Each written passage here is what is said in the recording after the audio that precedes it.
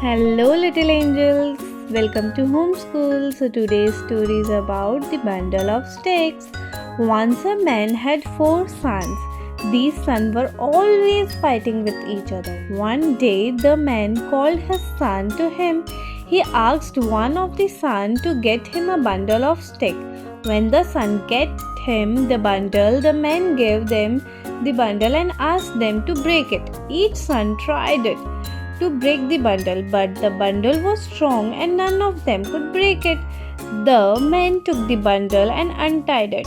He then gave the son a stick each and asked them to break it.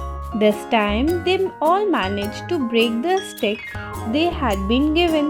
The man said, "Son, you should be like the bundle of sticks. If you are together, none can break you.